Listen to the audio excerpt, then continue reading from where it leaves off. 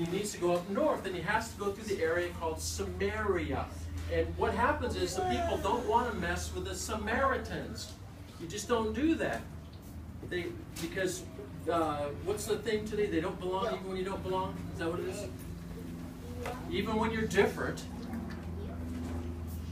Even when you're different. Jesus loves you. Yeah. So Jesus goes up and it's hot and he sits by a well. And this well contains earth water.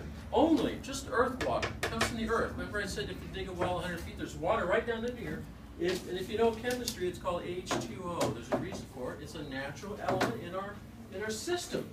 But it's beautiful. Do you know that you can't live very long without water? You can go without food for a month. But water, if you 2 or 3 days, you're going to die. So wait a minute, I need to dig my well and get some more water. Okay, perfect.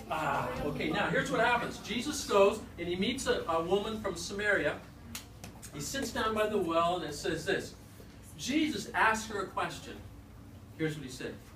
Woman, will you give me something to drink?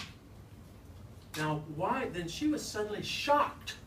Because Jesus, a man plus a Jewish rabbi, is not supposed to talk to a woman like that. She's a Samaritan and she's a woman. And so some other things about her, if you read John chapter 4, you understand that he should not be talking to her. But why would Jesus talk to her? She's different. Because Jesus still loves her and wants her to understand something. So she says to him, why are you even talking to me? I am shocked you're talking to me. Why are you asking me for a drink? She even got upset about it. But here's what Jesus said. If you knew who it was that was asking you for a drink, you would ask him, and he would give you living water. Then that's right, you have to understand it for a minute. Hang on a minute, you'll understand it. Jesus, because she said the same thing. Huh? Watch, here's what happened. Hang on, Richie, just a second. So Jesus said, if you drink out of this water, you're going to be thirsty again, right? Because I need some more water. Where is it? Oh, here it is. Oh. It's not a well. You're making me thirsty. I need more water. And tomorrow, you're going to need this water again. How about a week from now? You got to go find water. And if you don't, you're going to die.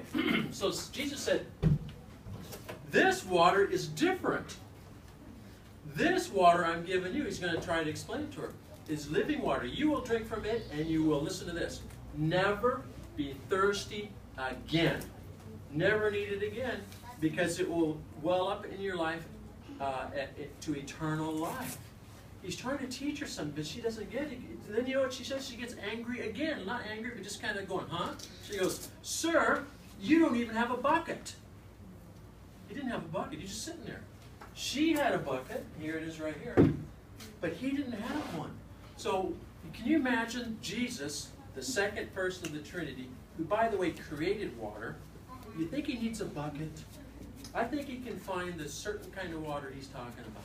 So he goes, she doesn't get it. Of course, he knows she doesn't get it, but he loves her anyway. He's going to teach her now.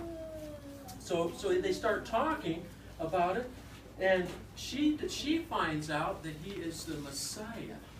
Just then all the other disciples come, and they couldn't figure out why he's talking to this lady. And all of a sudden, she takes off and runs off to tell everybody she's seen the Messiah. Now, see, she didn't understand what he was talking about. I want to show you something that happens in the Bible quite a bit. In the book of John. Oh, my goodness. It's thirsty and wanted some more water. Okay. There. Now it's going to be happy. In the book of John, Jesus in chapter 2 walked up to the temple that was there. The temple is where they're supposed to worship God in the Jewish life. But they were doing bad things in the temple. It was bad, bad, bad. But they couldn't do anything about it. So Jesus came along into this temple and cleansed it. In other words, he kicked everybody out and he got everything going right. Well, that made him mad because people don't like Jesus messing with stuff, right? Even today. So they said, by what authority and what power do you do this? Show us a miraculous sign that you have the authority to clean the temple. You know what a temple is? It's a building, right? And people go in there and they worship. So he said, I'll give you a sign.